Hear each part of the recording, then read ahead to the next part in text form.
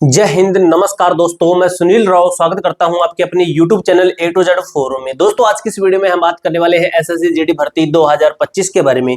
छोटी सी वीडियो के अंदर आपको ऑल ओवर पूरे दिन की जानकारी मिल जाएगी। इसके साथ ही जितनी शिफ्टों के अंदर अभी एग्जाम हो चुका है, ठीक है, पिछले 4 फरवरी से अब तक जितनी शिफ्टों के अंदर लगभग आपकी 15 शिफ्टें कंप्लीट हो चुकी है, तो आपको पता चल जाएगा कि 15 शिफ्टों का टारगेट क्या है, यानी कि कितना इनका सेफ हो सकता है और आगे आने वाले बच्चों को एक टारगेट स्कोर मिल जाएगा कि इतने पे पिछली शिफ्टें रही है तो हमें कितना करना चाहिए, कितने हमारे सही होने चाहिए। नेगेटिव मार्किंग लगा के ऑल ओवर सभी स्टेट का आपको मैं एक मान लीजिए मोटा मोटा आइडिया दे दूंगा। क्लियर नहीं है, 100% नहीं है, लेकिन आपको एकदम परफेक्ट मैं जरूर बताना चाहूंगा इस वीडियो के अंदर। कोई गलत जानकारी नहीं होगी, कुछ एनालिसिस के आधार पे आपको बताऊंगा। सेफ अटेम्प्ट है और सेफ कट ऑफ है, आज के एग्जाम का लेवल, इसके ऊपर अच्छे तरीके से बात करेंगे। इसके साथ ही दोस्तों अगर हमारे चैनल पर नहीं है तो चैनल को सब्सक्राइब और वीडियो को लाइक जरूर कीजिएगा, क्योंकि दोस्तों आपको एसएससी जीडी 2025 हो 26 हो आगे आने वाली भर्तियां हैं, चाहे सेंट्रल लेवल की कोई भर्ती है, उनसे रिलेटेड जो भी जेन्युइन अपडेट होगी सबसे पहले हमारे चैनल के ऊपर ही मिलने वाली है। ठीक है, अब दोस्तों आपको मैं सबसे पहले एग्जाम का लेवल बता देता हूं।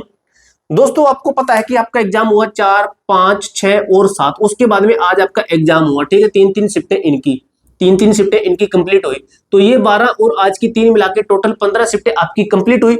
तो आज की जो 3 शिफ्टें है ना, अगर मैं बात करूं कि लेवल कि क्या लेवल है, लेवल किसके आधार पे होता है, एक तो होता है आपकी मैथ देखी जाती है, फिर आपका रीजनिंग देखी जाती है, रीजनिंग है, उसके बाद में आपकी जीके देखी जाती है, और उसके बाद में आपकी हिंदी या फिर इंग्लिश देखी जाती है कि किसका क्या लेवल है। ठीक है, तो ऑल ओवर दोस्तों आज हमने देखा कि जो आपकी हिंदी या फिर इंग्लिश है बिल्कुल सेम है, जीके है ये आपकी लगभग सेम आ रही है, थोड़े टॉपिक चेंज है लेकिन सेम मान लीजिए, रीजनिंग है ये सेम आ रही है, लेकिन मैथ का लेवल ना आज अप कर दिया भाई। मैथ का लेवल आज अप किया गया है। आप ये समझ लीजिए कि मैथ के अंदर कुछ क्वेश्चन है, 3 से 4 क्वेश्चन, 3 से 4 क्वेश्चन है जो कि क्या कर दिए हैं, टाइम टेकिंग, यानी कि लेंथी क्वेश्चन कह सकते हैं, बड़े क्वेश्चन यानी कि जिसको करने में आपको थोड़ा टाइम लगेगा, टाइम टेकिंग कह सकते हो कि ये क्वेश्चन हमारे टाइम टेकिंग इन्होंने बना दिए हैं अभी मैथ के। अब दोस्तों मैंने आपको पहले ही क्लियर किया था कि जब छुट्टी होती है उसके बाद में जब अगले वाला दिन होता है तो उसके अंदर कुछ ना कुछ चेंज जरूर होता है।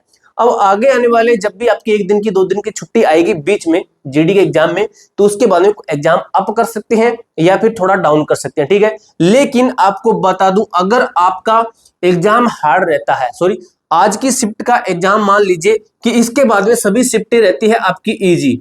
ठीक है, इससे पहले आपकी शिफ्टें आई है इजी। अब दोस्तों जो आज के दिन का एग्जाम हुआ ना 3 शिफ्टों का, इनको नॉर्मलाइजेशन के अंदर बेनिफिट मिल जाएगा।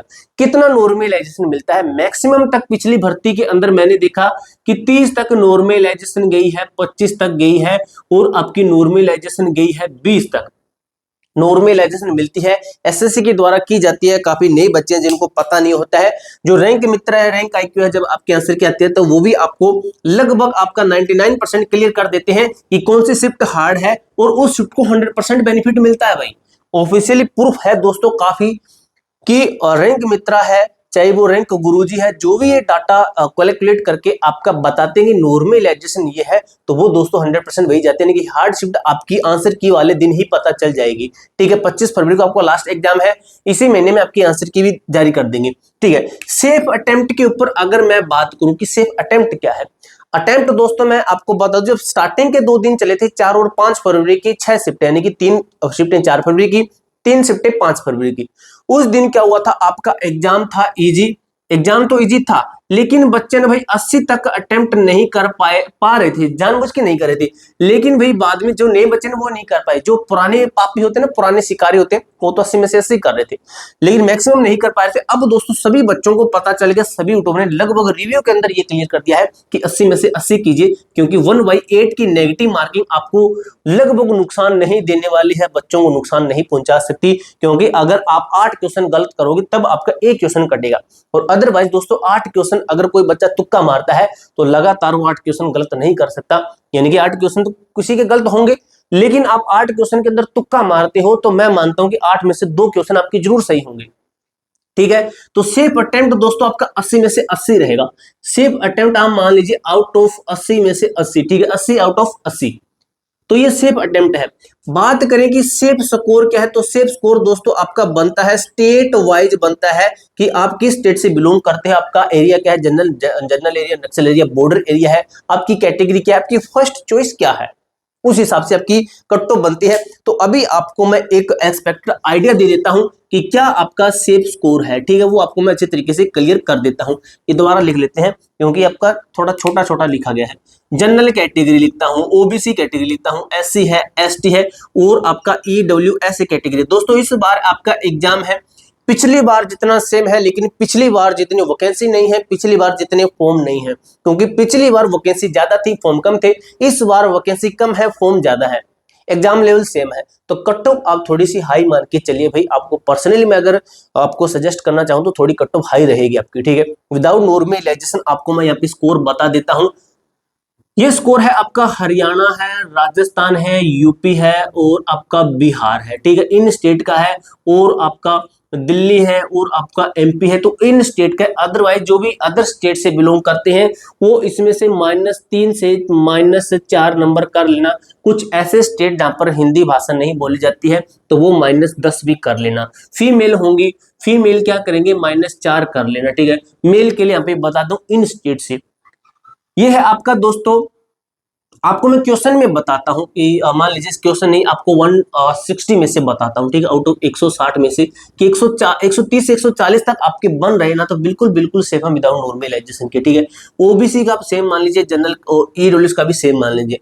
इन दो कैटेगरी की मैं बात करूं तो ये है आपका 120 से लेके 130 प्लस तक आप बिल्कुल बिल्कुल सेम है। बाकी दोस्तों आंसर की के बाद में सब चीजें क्लियर कट हो जाती है कि क्या सिस्टम रहने वाला है, सब कुछ बाद में क्लियर हो जाता है। आंसर की के बाद में पता चल जाता है कि कितना दूध है कितना पानी है, ठीक है। एक एक बच्चे की रग रग का पता चल जाता है कि कौन कहाँ पे अभी खड़ा है, कौन कितने गलत करके हैं। सभी एग्जाम से बाहर निकलते हैं तो लगता है कि 80 में से 80 सही होंगे, घर तक पहुंचता है तो वो 75 पे आ जाता है, घर में जब एक दिन निकलता है तो वो 70 पे आ जाता है, जब आंसर की आती है तो रील में वो 60 पे होता है, ठीक है। ये चीजें रहती है। तो ये पूरी जानकारी दोस्तों आगे भी आपको मैं अच्छे तरीके से क्लियर करता रहूंगा, चैनल के साथ बने रहिए। इसके अलावा आपका कोई भी डाउट, कोई भी क्वेरी रहती है तो कमेंट बॉक्स में पूछ सकते हो। मिलते हैं दोस्तों नेक्स्ट वीडियो के अंदर, तब तक के लिए जय हिंद, जय भारत।